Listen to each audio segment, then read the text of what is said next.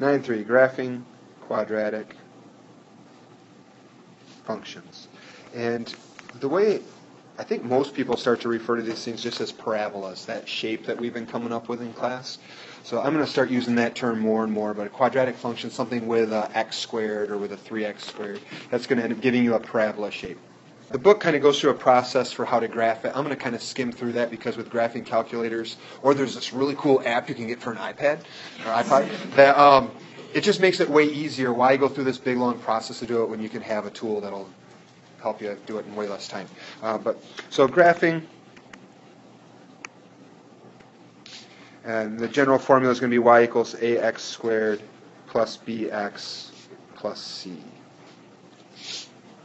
And maybe as you go through and do this, you're just going to have like a y equals 3x squared plus 7. You'll be missing part of that. But anytime you have like that ax squared plus bx plus c or an x squared or something else, kind of do these steps.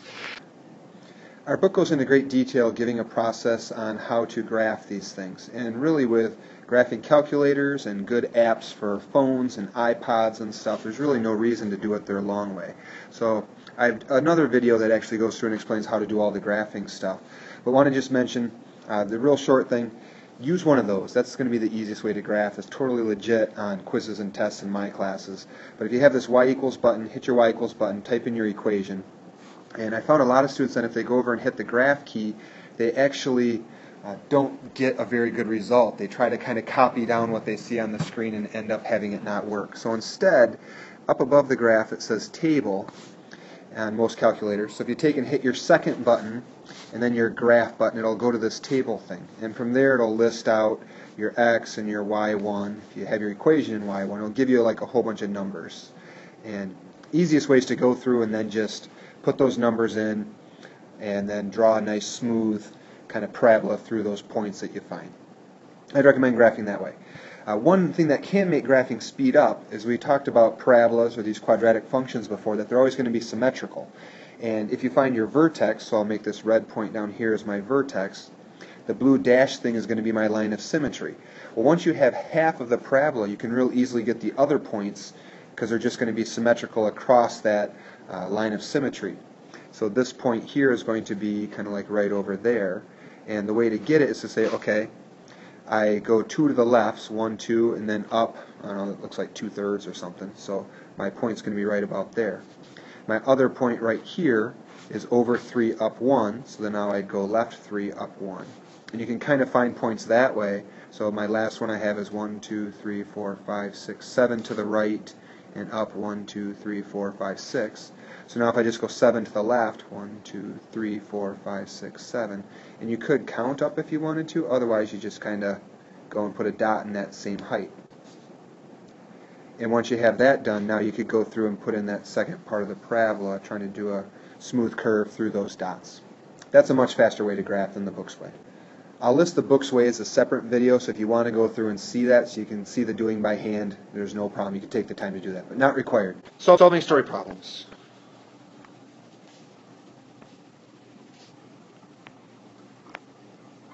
And this is where, if you like the science, this is going to kind of be the more fun part, because it'll have to do with like throwing balls and stuff like that. The initial height. I love science. Initial height.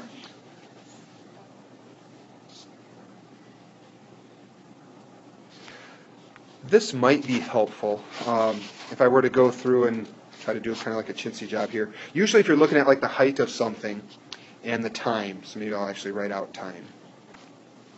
So say you're throwing a ball, or you throw a ball and a batter hits a ball, it goes like way up in the air and comes down and smashes a car window from yesterday. When time is 0, do you read that's going to be when our batter hits the ball? So the height that the ball is off the ground when it gets hit is going to be that height right there. And then as time goes on, as we go to the right, it's going to go up in the air. It's going to get this height going up, and it's going to slow down more and more and more. It's going to stop going up, and then it's going to start kind of coming down and speed up faster and faster on the way down. Something like that. Do you agree that's going to kind of be what a ball looks like a height versus time graph? So it starts out going up really fast. It's really steep right there, so it's going upward quickly. Then as it's slowing down, it's still going up, but it's not going up real fast. And then at the very tippy top, it's for a split second, it's not going up, it's not going down. Then it slowly starts going down, going down faster and faster and faster and faster till, boom, it hits the ground.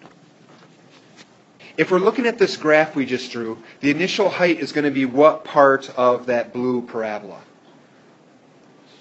Looking for like a math term. It's the y-intercept. If the initial height is always going to be your y-intercept, so right there is going to be the initial height. So initial height could maybe say it's going to be the y-intercept. And if we had an equation for this parabola, y equals ax squared plus bx plus c. Does anyone remember what in there is the y-intercept? A, b, or c? C. So it's going to also be that letter c in the equation.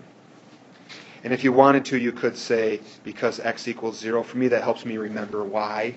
So I'm not just trying to memorize randomly like, oh, initial height is c.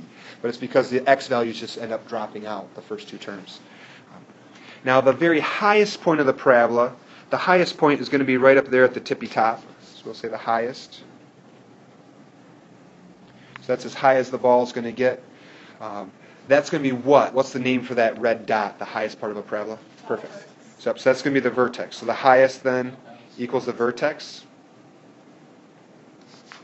And so that's going to be kind of a point. So in the equation, if you want the x value, which in this case would be the time, because this x value right here tells you, okay, what time was it at that highest point? And then if you wanted to find out how high it was, maybe I guess even in here you could say, like, for that height being the vertex, x equals the time it's at the highest point, and y for my vertex equals the highest height. So once you have that vertex, your x comma y, the x value is at what time is it at its highest point, and y is the highest point. Then when it hits the ground is going to be when, what do you know about y when this baby hits the ground? Yeah, when it's hot. Oh, what if it hits a car? Okay, so then it didn't get to 0. Okay, I just spoiled my thing. But so right there, that's when it hits the ground, right? So the height, if heights are y values, when it hits the ground, then y is going to be 0. So hits ground. So when hits ground, that's going to be where y equals 0. And if you wanted the time for when it hit the ground, how long was it in the air, then you just would have to look at what's the x value of that place where it crosses. So the x-intercept would be your time that it hits the ground. Okay? So what if it's caught? Then you'd have to look at, so say it's caught, maybe kind of like at somebody's ear height, so 5-ish feet. Then you'd be looking at your graph saying, okay, all right, let's say it's at a height of 5 right there. So then it would be, so that's when it's at a height of 5 again. So this would be the time that it's caught. It has a height of 5. Is that fair?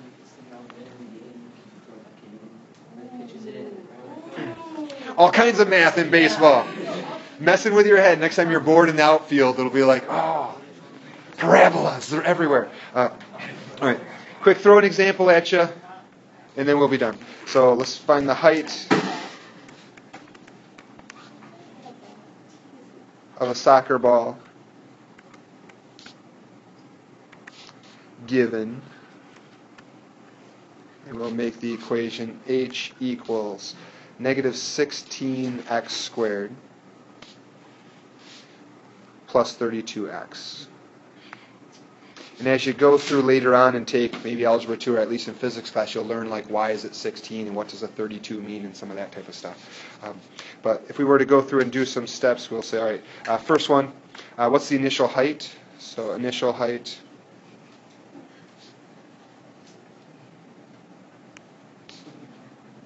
So given that equation above, what does the initial height have to be?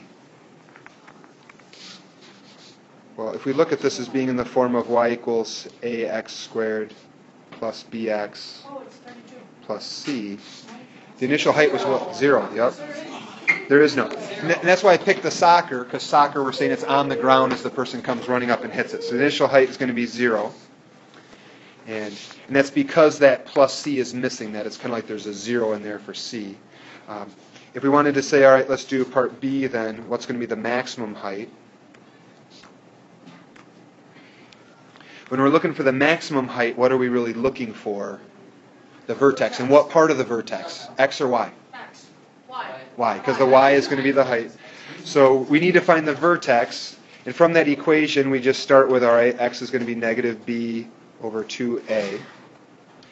So my B value is 32, so that's kind of in that spot, it's a positive 32.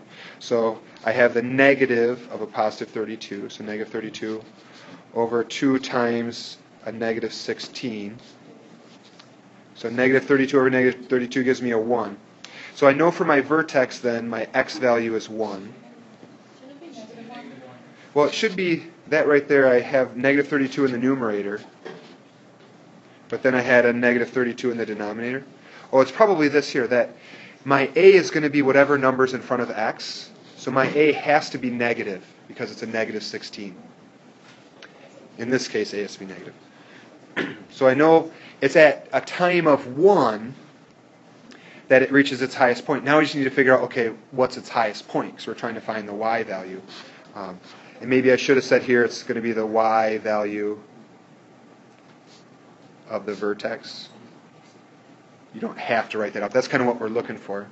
So now I have Y equals negative 16x squared plus 32x. And then we had like a plus 0 in there. So I take and I put a 1 in for both my x's.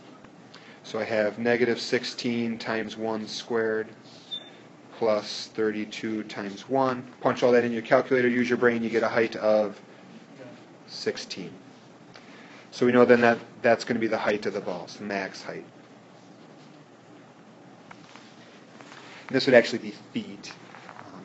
Equation sets it up for feet. And now we could say for C, when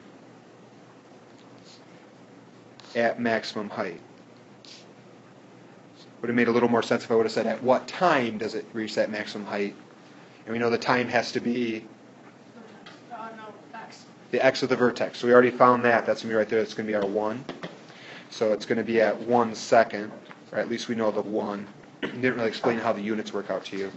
But that's the x value of the vertex. It's kind of where that came from. And now the very last thing is, when is it going to land? So we'll say D maybe. When, or how long is it in the air? Maybe that's a better way to say it. But when does it land, or how long is it in the air? So how long in the air? That we didn't cover at all. Who can think that one through? Wouldn't that be the same thing? The X value? How long? You're thinking a little too hard. If we were to draw this thing,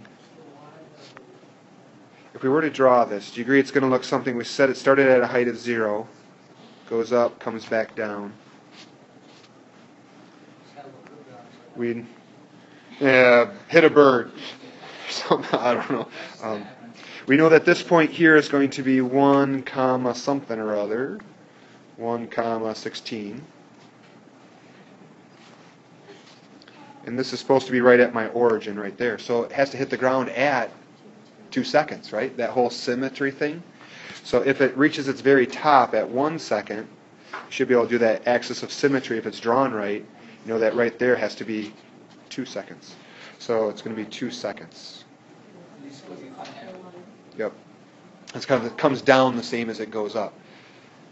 So this one here works for soccer. Now the issue comes in if you have baseball, and I guess I can go back there in case you didn't write it. But if you were to go back to our baseball game, and now, unless it's maybe a really bad pitch and a lucky hit, baseball they start with the ball not being off the ground. So you can't just double that for baseball because, there's this part here that your vertex isn't exactly halfway to when it lands. But we're going to figure out how to solve those later, so you won't see those right now.